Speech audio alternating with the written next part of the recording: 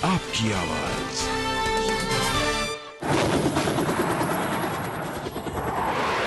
मैं देश नहीं मिटने दूंगा, मैं देश नहीं झुकने दूंगा। सौगंध मुझे इस मिट्टी की, मैं देश नहीं मिटने दूंगा। आज करगिल विजय को 15 साल पूरे हो गए। इस युद्ध की जो तस्वीरें आज हम आपको दिखाने वाले हैं वो आपने पहले कभी नहीं देखी होंगी। देश के प्रधानमंत्री नरेंद्र मोदी ने चुनाव प्रचार के दौरान नारा दिया था कि मैं देश कभी झुकने नहीं दूंगा। देशभक्ति का उनका ये जज्बा पुराना है। शायद ही किसी को मालूम हो कि 1999 में जब जवान करगिल में अपने शौर्य की गाथा लिख रहे थे, उस वक्त नरेंद्र मोदी भी जवानों की हौसला अफजाई के लिए सरहद पर गए थे। उस वक्त एक आम हिंदुस्तानी की तरह मोदी सरहद पर गए थे।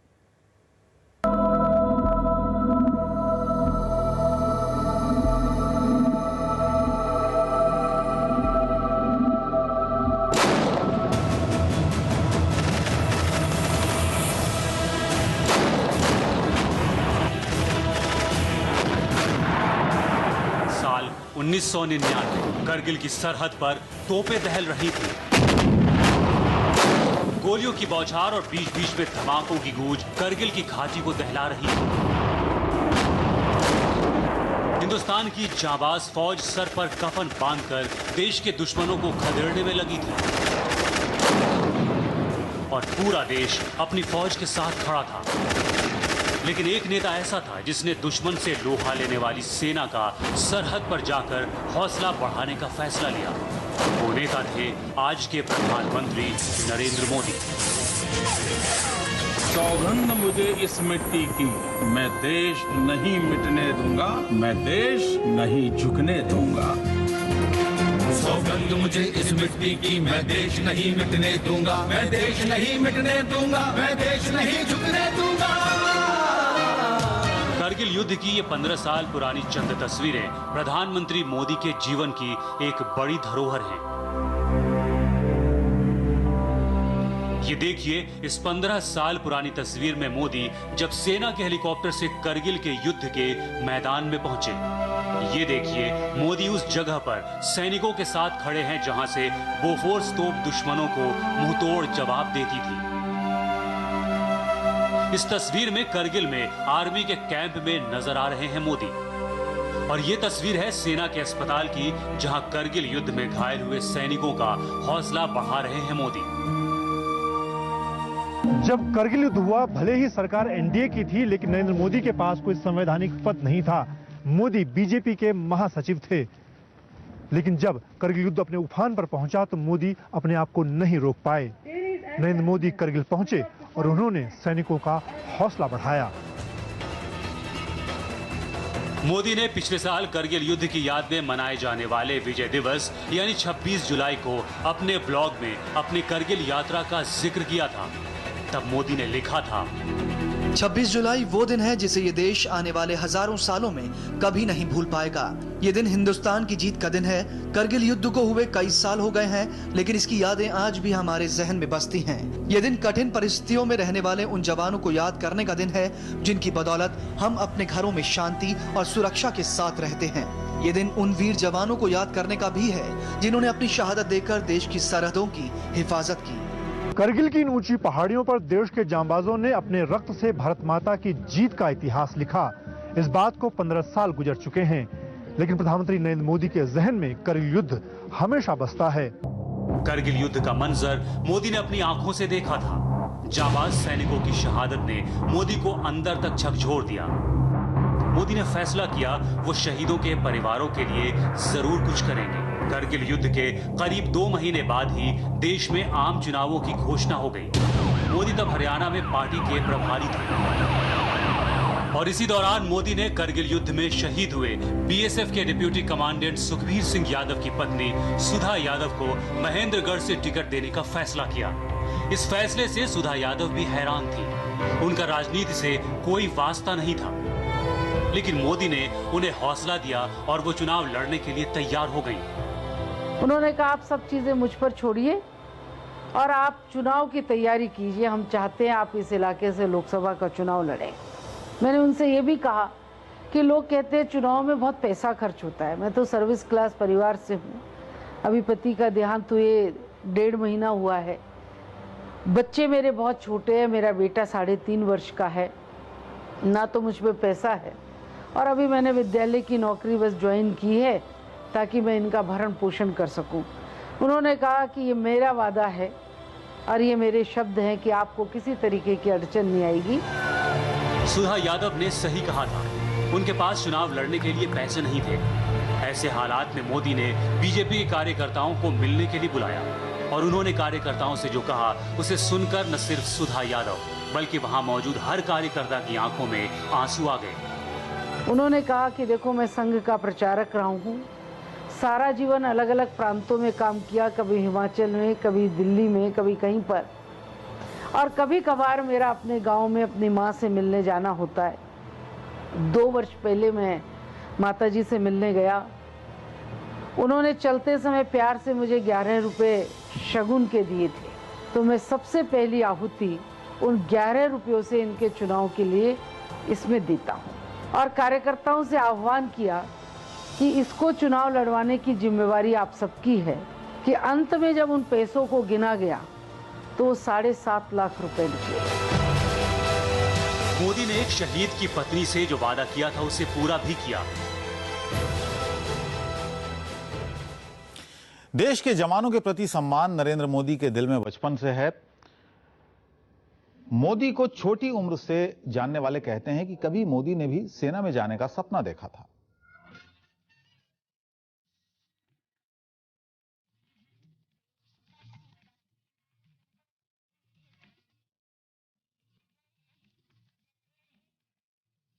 ये नन्हा सा फौजी आज देश का प्रधानमंत्री है। एनसीसी की वर्दी में 12 साल के नरेंद्र मोदी की ये तस्वीर ये दिखाने के लिए काफी है कि बचपन से ही मोदी को फौज से कितना प्यार था। मोदी वडनगर के बीएन हाई स्कूल में पढ़ते थे। पढ़ाई के अलावा वो पिता की चाय की दुकान पर हाथ बटाते थे। लेकिन इन दोनों कामों के बीच मोदी के अंदर देशभक्ति के बीज पड़ने लगे और इसकी वजह थी एक ऐतिहासिक घटना। 1962 का साल था, चीन ने हिंदुस्तान पर हमला कर दिया। 12 साल के नरेंद्र पर भी इसका असर पड़ा। इस युद्ध के 52 साल बाद भी मोदी को पढ़ाने वाले टीचर सोम भाई पटेल और उनके एनसीसी इंस्ट्रक्टर गोवर्धन भाई पटेल को आज भी याद है कि कैसे इस जंग ने मोदी की सोच बदल दी। वो जो माहौल था युद्ध का और भारत की हार होती चली जा रही थी, तो ये घटना स्पर्श कर गई, नरेंद्र मोदी को बहुत स्पर्श हो गया और देशभक्ति की भावना जगी नरेंद्र मोदी में और बढ़ती ही गई। नरेंद्र मोदी जब स्कूल में था तो थोड़ा छोटा था, 7th में शायद था, तो छोटे बच्चों को आगे बैठाते थे तो उसके पर पहले नजर जाती थी। वो उसकी आंख में वो न्यूज में खास करके डिफेंस का, आर्मी का या वॉर का कोई न्यूज आता तो उसकी आंख में एक और चमक आ जाती थी। भारत चीन युद्ध के दौरान मोदी को खबर मिली कि वडनगर से कुछ ही दूरी पर मेहसाना से सैनिकों से भरी ट्रेन सरहद पर जा रही है। 12 साल के मोदी के लिए ये देश सेवा का एक मौका था। उस युद्ध के दिनों में छोटी उम्र में मैं सेना के जवानों को उनको चाय देना, नाश्ता देना, उनके पैर छूना, कई दिनों तक वो क्रम चला था। मेरा बचपन से ये लगाव रहा था। 6ठी कक्षा में पढ़ने वाले मोदी का अब एक ही सपना था, सेना में जाकर देश की हिफाजत करना, और इसके लिए वो एनसीसी में शामिल होना चाहते थे। लेकिन हाइट कम होने की वजह से उनके स्कूल के एनसीसी टीचर गोवर्धन भाई पटेल ने नरेंद्र को पहले ही रिजेक्ट करने का मन बना लिया था। लेकिन मोदी की हिम्मत ने उनकी सोच बदल दी। पहली लिस्ट में जो रिजेक्ट करने का होता है उसमें मेरे पास उसका नाम था, लेकिन वो इतना एडमंट था, उसने मेरे सामने आके बोला, साहब मेरे को एक चांस तो दे दो। तो मैंने थोड़ी रनिंग करवाई थी बच्चों की, तो बड़ी ताजुब से कम 30 बच्चों को रनिंग करवाई थी। इसमें सेकंड नंबर में वो आ गया, इतना छोटा था तो भी। मोदी ने तय कर लिया था कि वो बनेंगे तो बस फौजी। लाइब्रेरी में अखबार के अंदर एक इश्तिहार पढ़ा था। चौथी कक्षा में था मैं, और उसमें लिखा था कि गुजरात के जामनगर के पास बालाछड़ी में एक सैनिक स्कूल है। उस सैनिक स्कूल में अगर कोई जाना चाहते हैं तो यहां पत्र व्यवहार करें। 2 रुपये जमा करके मैंने जिंदगी में पहली बार पोस्ट ऑफिस के पोस्ट मास्टर की मदद ली। उनको मदद लेकर के मैंने मनी ऑर्डर किया। अब उसके एग्जाम के लिए मुझे जाना था, टिकट के पैसे चाहिए। पिताजी से मैंने कहा कि मुझे ऐसे स्कूल में जाना है, उसका एंट्रेंस एग्जाम है, मुझे टिकट के लिए कुछ खर्चा चाहिए।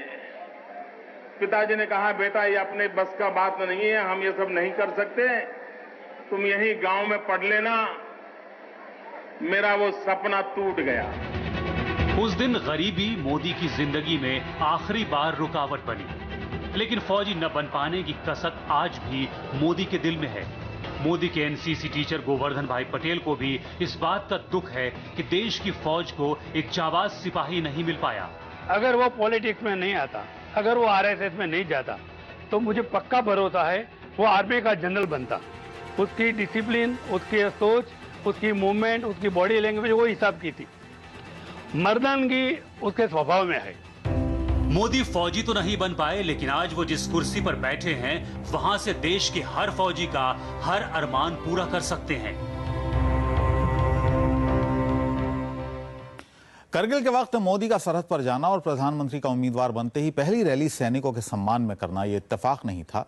ये दिखाता है कि सरहद पर खड़े जवान मोदी के लिए क्या मायने रखते हैं।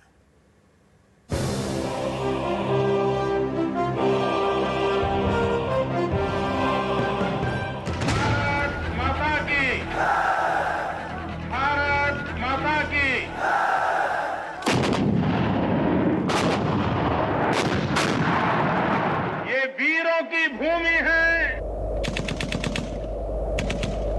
वंदे वंदे मातरम। नरेंद्र मोदी को 13 सितंबर 2013 को बीजेपी ने अपना प्रधानमंत्री पद का उम्मीदवार घोषित किया। इस बड़ी घोषणा के महज 36 घंटे बाद मोदी रेवाड़ी में थे। ये कोई आम रैली नहीं थी, ये रैली आयोजित की गई थी पूर्व सैनिकों के सम्मान में। प्रधानमंत्री पद की उम्मीदवारी मिलने के बाद मोदी ने अपने चुनाव अभियान की शुरुआत पूर्व सैनिकों के सम्मान के साथ की। मित्रों, शायद ईश्वर का भी कोई संकेत है, वरना ये रैली तो बहुत पहले तय हुई थी। 15 तारीख को मेरा रेवाड़ी आना पहले से पक्का था। मुझे कहां पता था कि 13 तारीख को ही इतनी बड़ी घोषणा हो जाए। और उसके बाद पहला कार्यक्रम जो मेरे दिल को छूने वाला कार्यक्रम है, वो पूर्व सैनिकों के बीच आने का कार्यक्रम हुआ। ये भी कोई ईश्वरीय संकेत है। मोदी के पूरे चुनावी अभियान का सबसे बड़ा मुद्दा था देश की हिफाजत। जब चुनाव की तारीख का ऐलान हो गया तो मोदी ने पहली रैली के लिए जगह चुनी एलओसी से करीब 50 किलोमीटर दूर हीरानगर। वो जगह जहां से पाकिस्तान बेहद करीब है, वो जगह जहां से कुछ ही दूर पर सरहद के रखवाले देश की हिफाजत करते हैं। और यहां पहुंचकर मोदी आखिर कैसे हिंदुस्तानी फौजियों के साथ पाकिस्तान सेना की बर्बर करतूत पर चुप रहते। लाल बहादुर शास्त्री कहते थे, जय जवान जय किसान। आज की कांग्रेस कहती है, मर जवान मर किसान। मोदी का चुनाव प्रचार जैसे जैसे तेज होता गया, सेना और सैनिकों से जुड़े मुद्दे उनकी लिस्ट में ऊपर आते गए। और मोदी इसी सफर के दौरान पहुंचे हिमाचल प्रदेश के हमीरपुर, वो धरती जहां मिलते हैं कारगिल युद्ध के शेर, शहीद कैप्टन विक्रम बत्रा के निशान। विक्रम बत्रा को याद करे तो मन कहता है, दिल मांगे मौत। मोदी अपने संसदीय क्षेत्र वाराणसी के रोहनिया इलाके में रैली के लिए पहुंचे। मंच पर बड़े बड़े नेता मौजूद थे और तभी मंच पर आए 107 साल के एक बुजुर्ग। मोदी ने तत्काल इस बुजुर्ग के पैर छुए और आशीर्वाद लिया। सब लोग हैरान थे कि आखिर मोदी ने ये किसके पैर छुए हैं। थोड़ी देर बाद लोगों को मालूम पड़ा कि मोदी ने जिस शख्स के पैर छुए हैं वो कर्नल निजामुद्दीन है, आजाद हिंद फौज के वो सिपाही जिन्होंने नेताजी सुभाष चंद्र बोस की एक आवाज पर देश के लिए अपनी जान की बाजी लगाई थी। पूरे चुनाव प्रचार के दौरान कश्मीर से लेकर कन्याकुमारी और सोमनाथ से लेकर कटक तक मोदी हिंदुस्तान की फौज और उसके जवानों की आवाज उठाते रहे और नतीजा सबके सामने है। मोदी आज देश के प्रधानमंत्री हैं। मोदी की सरकार को 2 महीने हो चुके हैं। इन 2 महीनों में प्रधानमंत्री मोदी अगर सबसे ज्यादा किसी के साथ खड़े नजर आए तो वो थी भारतीय फौज।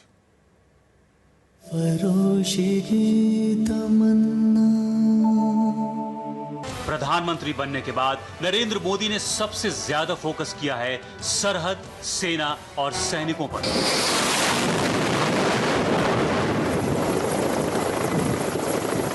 प्रधानमंत्री बनने के बाद किसी बड़े सेमिनार में जाने के बजाय आईएनएस विक्रमादित्य पर जाना जरूरी समझा। करीब 4 घंटे तक प्रधानमंत्री मोदी आईएनएस विक्रमादित्य पर रहे और नौसेना के पोतों और लड़ाकू विमान की ताकत को नजदीक से देखा। एक चीज जाहिर होता है कि उन्होंने इंडिया के अंदर नेवल वॉरफेयर का जितना महत्व देते हैं, ये आपको पहले चीज तो वो आपको नजर आता है। मोदी नौसेना का हौसला बढ़ाने के लिए समंदर के बीचों बीच गए तो वो थल सेना को जोश से भर देने के लिए सरहद पर पहुंच गए। जम्मू कश्मीर दौरे पर मोदी ने सबसे ज्यादा वक्त सेना और सैनिकों को दिया। मोदी साहब को पता चल गया है कि फौज का मोराल कैसे हाई होता है।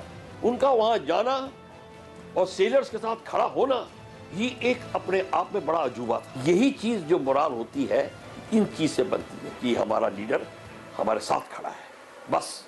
या उनके कंधे पे हाथ रख के कह दिया तुम शेर के बच्चे हो, शाबाश। मोदी का ध्यान सिर्फ पाकिस्तान से लगी सरहद पर ही नहीं है, उनकी नजर चीन से लगी सीमा पर भी है। अपनी सरहद पर चीन तेजी से सड़कों का जाल बिछा रहा है और इसी का मुकाबला करने के लिए मोदी सरकार ने भी रोड मैप तैयार कर लिया है। तकरीबन 73 स्ट्रेटेजिक बॉर्डर रोड्स हैं जो यूपीए के टाइम में अप्रूव हुई थी। अभी तक 54 रोड्स इसमें तैयार हो जानी चाहिए थी 2013 तक, मगर मेरा ख्याल 10 एक तैयार हुई हैं और अब इसमें तेजी की संभावना है। जब सरकार का पहला बजट आया तो इसमें भी मोदी के डिफेंस विजन की झलक दिखाई दी। पिछले साल की तुलना में रक्षा बजट 12.5% बढ़ा दिया गया है। मोदी सरकार ने रक्षा क्षेत्र में एफडीआई की सीमा 26% से बढ़ाकर 49% की, जो एक बड़ा कदम है। प्राइवेट सेक्टर को अंदर आने की अनुमति दे करके ये एक बहुत बड़ी नीति में परिवर्तन आया है और इसकी जरूरत जो कि वर्षों से थी, दशकों से थी, तो ये एक माइलस्टोन है।